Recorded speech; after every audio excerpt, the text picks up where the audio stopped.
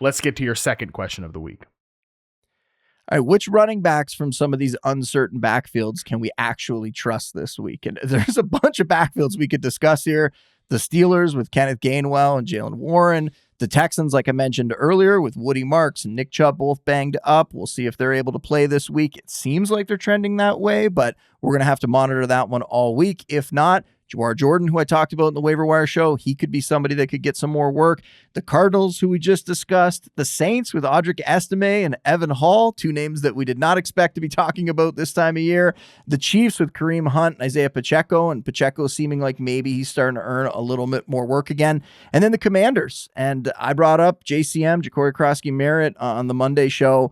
I was thinking at that time that maybe Chris Rodriguez wouldn't be able to play again. He's practicing in full. He is going to play this week. He's off the injury report. And that just makes this like a huge jumbled mess in that backfield, because I could see that one going in any direction. But I mean, we can go through these, Harmon. Like for the Steelers, they use both those backs quite a bit. So I think this is the one spot where you could probably start both these guys as top 30 options. Jalen Warren, yes, he has been the starter this year. He found the end zone 3 straight games before last week, so I think his fantasy managers were probably okay with how things were going, but he doesn't score a touchdown last week, and without that touchdown, it kind of shines a light on the spotlight and how things are trending with him, because Warren's now seen his playing time decrease in 3 straight games. He went from 55% to 50% to 45% this past week. Meanwhile, Kenny Gainwell, he's been going in the other direction, 42%, 48%, 52%, and Gainwell's been way more involved as a pass catcher, 13 receptions over the last 2 weeks, including 126 yards on 20 touches last week. I don't know about you, Harmon. I have actually ranked Gainwell above Warren, maybe for one of the first times this year with both guys healthy, just because I think right now he is the more exciting option fantasy-wise. I think they're both like high-end RB3s, but very interested to see how this one continues to play out. If I had to make the choice, I would go with Gainwell there. I agree. I've talked about this with Ray earlier this week as well. Gainwell is Aaron Rodgers' favorite player. He is up there with like some of the best wide receivers in the NFL in terms of targets per route run.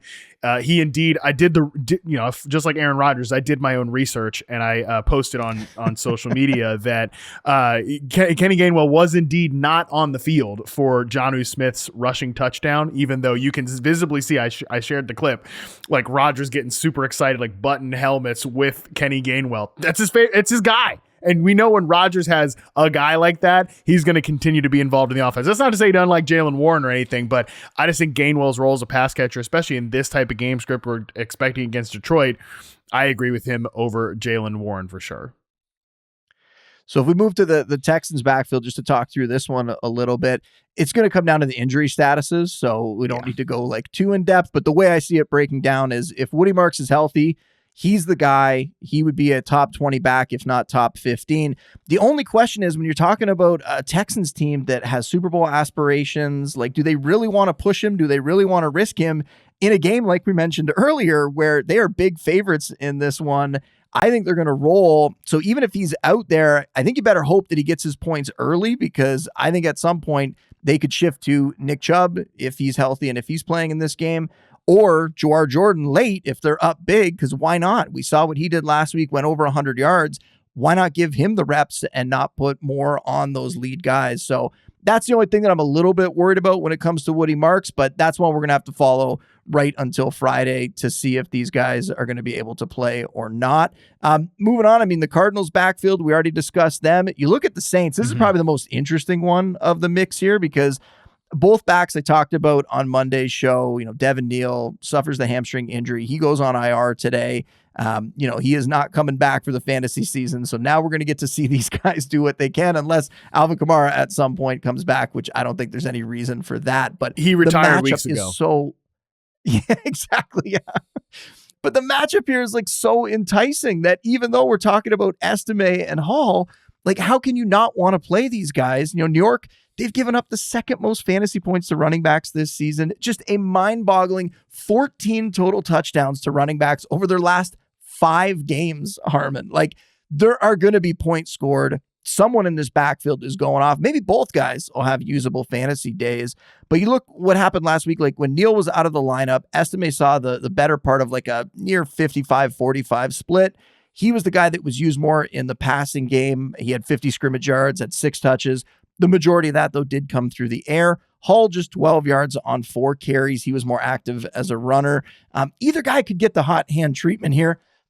Sorry, my throat. We're getting to the end of the week here. We've talked so much that the throat's starting to go here, starting to lose the voice a little bit. But yeah, like we've seen both these guys perform last week. We kind of saw that it went towards Estime. This is going to be a new week, but based on what we saw last week, I am giving the slight lean towards Estime. He's also in that like RB3 range. Could end up as an RB2 if he does end up getting more volume in this backfield. But regardless, this is one that I'm going to be researching all week long. Check out my rankings on Sunday morning because I feel like there's going to be points scored here. I'm going to do every little bit of research I can to try to figure out who I actually think is going to score them. Right now, I would say Estime is that guy, but Hall is somebody that could potentially get work here as well. And it wouldn't shock me if this went either way.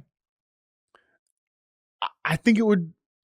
Yeah, it could go either way. I'm with you that right now I'm expecting to be Estime just because he was kind of already getting some work in that backfield. And I said this to Joel yesterday in my deepest league final. I picked him up off the waiver wire and I'm starting him. You know, it's like 3 flex players. It's the whole deal. I'm gonna play him against the Jets. So I'm hoping that it's Audric Estime. What a disgusting sentence. It's just one of those leagues where you play a ton of goofballs every now and again. So Audric Estime is definitely going to be my guy this week.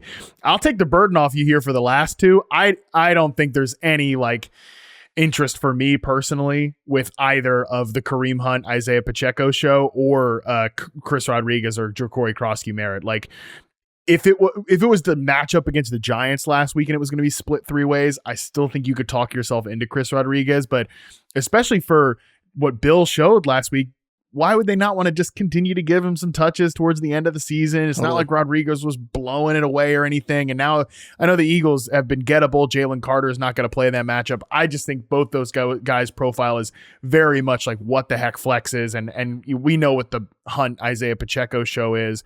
Is anybody taking the field for the Chiefs on Sunday? Nobody's practicing. All the mainstay guys aren't out there. So are they just going to wave the white flag without Patrick Mahomes? Kind of feels like that vibe right now. I'm not interested in either of those guys. I mean, if you have to, I get it. I'd prioritize Hunt over Pacheco, but not a lot of appeal there for me. Yeah, to cap this whole thing off, because I've kind of mentioned as we've gone along, like, okay, RB2 value, RB3 value. I would rank, the top 7 of the guys that we just talked about, because some of the backups I don't think we need to mention, but Woody Marks would be first if he's healthy. Kenneth Gainwell would be second in that RB3 range. Jalen Warren not far behind him. Michael Carter might jump Jalen Warren. I'm not going to lie. I feel like I'm going to keep pushing him up as the week goes along. And then you get down into the more like risky RB3 types, which is like Kareem Hunt, Audric Estime, and Chris Rodriguez, where you're probably going to need a touchdown to get home there. But like I said, of that group, I probably would shoot to play Estime and just hope that you get a bigger game, because I think ceiling wise of those guys down at the bottom of that list, I think he actually does have the highest ceiling of those last 3 that I mentioned.